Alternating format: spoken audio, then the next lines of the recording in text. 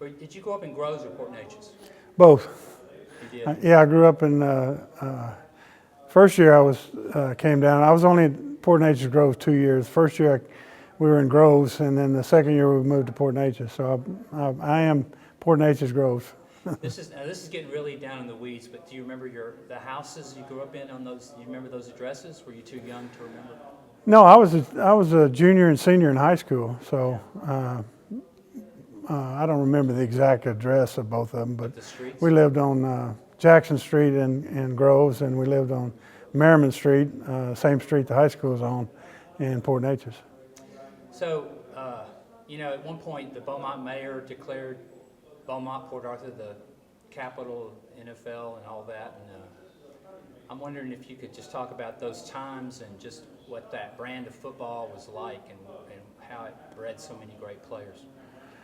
Yeah, this area has had so many great football players, athletes, not just football players, but all kinds of athletes, golfers, basketball, baseball. I mean, it's had them all, but there's been a lot of great ones. And at one time, I believe Beaumont had the most athletes in pro football from size-wise, percentage-wise. Right, they said twice as many actually. Yeah. 16. Yeah. The next closest area. Yeah, 16, and the next closest was maybe 8. So they had a lot of great athletes come from out. I wasn't one of the great athletes, but hopefully one of the better coaches.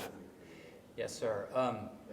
Did you ever play against or with against Bubba Smith, or was he back on the Houston team when you were there? Actually, I played against Toady Smith when I was at the University of Houston, and then I coached Bubba my first year in the NFL. I coached Bubba Smith when he was with the Oilers, so that was pretty neat. Can you talk about what kind of a player he was in person? Bubba Smith was he was huge for one thing. I mean, he was 6'7", all of 6'7", and really a great athlete for his size. He played a long time when I got to coach him, but he still had a lot of skills left, and he was a dominant player.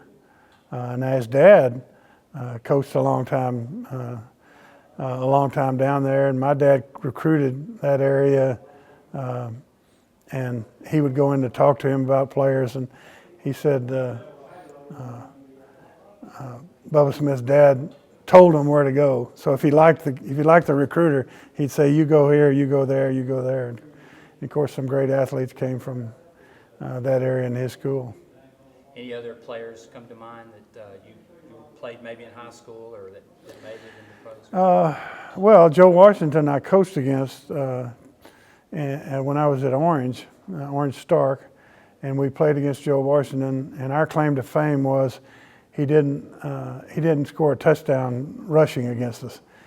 Now, there was one play where he's running with the ball, and he ran backwards and backwards and backwards, and then everybody was right there with him, and he threw the ball to a guy that was standing down the field just watching it, and so he threw a touchdown pass in the game against us. And if he wouldn't have broken his leg, which he did in the semifinal game, they would have won the state championship at Lincoln that year. They had a great football team. They did beat us at Orange.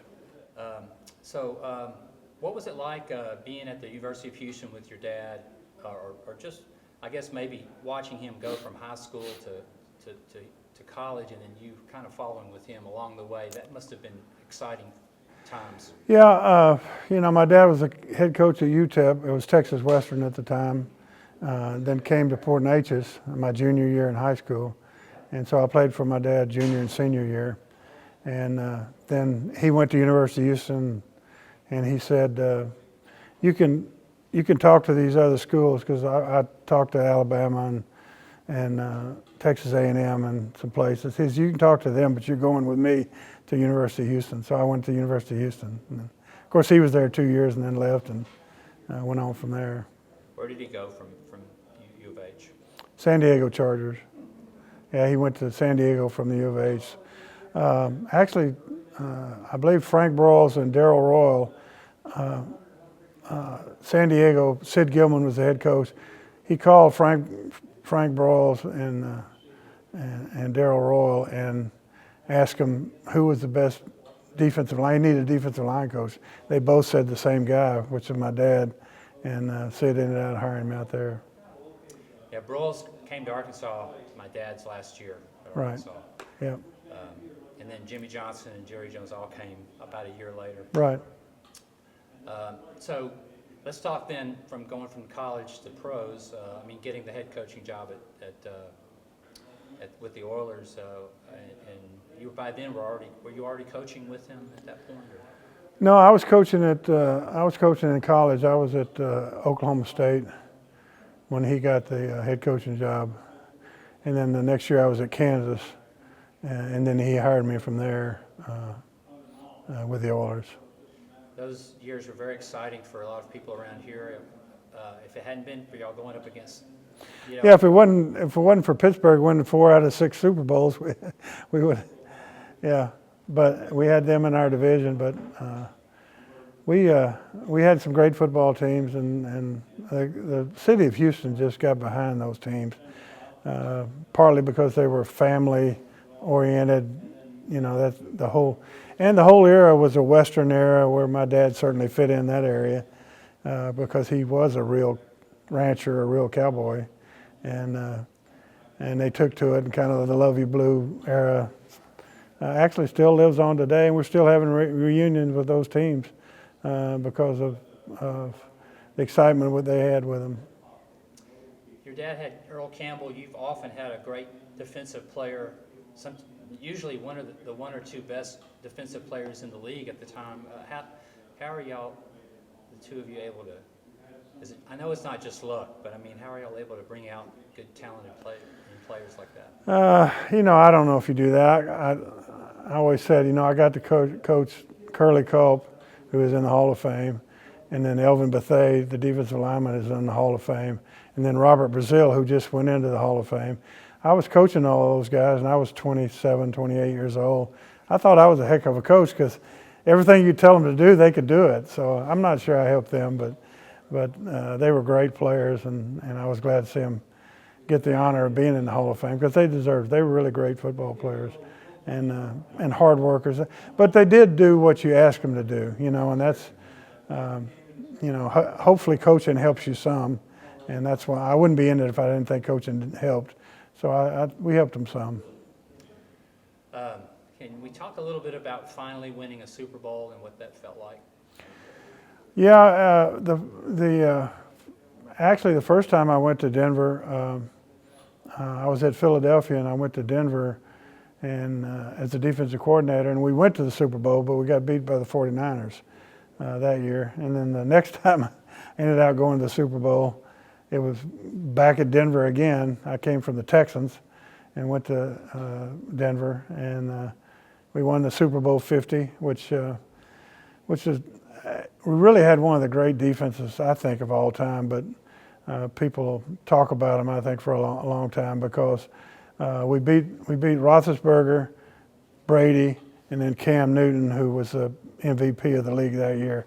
We beat all 3 teams and didn't let them score very many points. And of course, Von Miller was the Super Bowl MVP and scored a touchdown on defense and got a fumble on the 4-yard line. So that was a great experience. And those kind of teams, along with the Oilers, that team will always be together. I mean, their reunions or whatever, they had such a great accomplishment that it'll be great to see those guys whenever it is.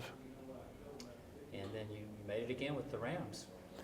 Yeah. 2 years ago we went with the Rams. We actually held Brady to 13 points, which is less than what we did at Denver, but we only scored 3. So, but we had a great year and really a really good Super Bowl, except for the final score. I'm going to talk a little bit about your kids' accomplishments, and I know they're both very accomplished. Oh, my kids? Yeah. Oh yeah, sure. Yeah, my son Wes coaches for the Rams. He coached with me with the Cowboys. He's I'm a dad, but he's a third generation. There's only the Shulas and the Phillipses are only 3 generation NFL coaches. Don Shula, his sons, and their grandson, and now my dad, me, and my son are. So they're the only two families that have 3 generations of NFL coaches. We're proud of that. And then Tracy, our daughter, was a really good, I say athlete, but she's a dancer, and did way too many MTV videos that I had to watch. But she was good. She was really good at that. And now she's a choreographer in LA and been out in LA a long time, and still doing great things out there. So.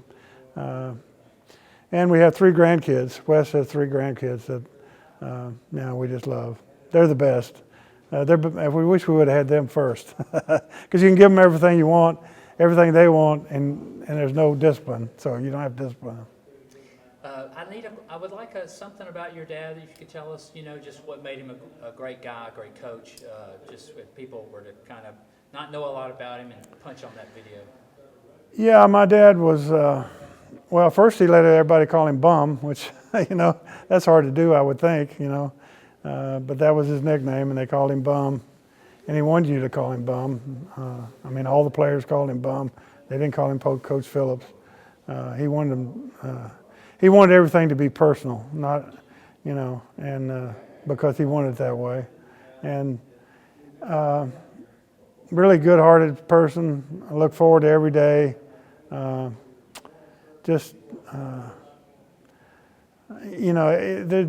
Everybody liked him. He's one of those people that everybody liked, and he liked everybody. He enjoyed life so much that I think that rubbed off on everybody around him.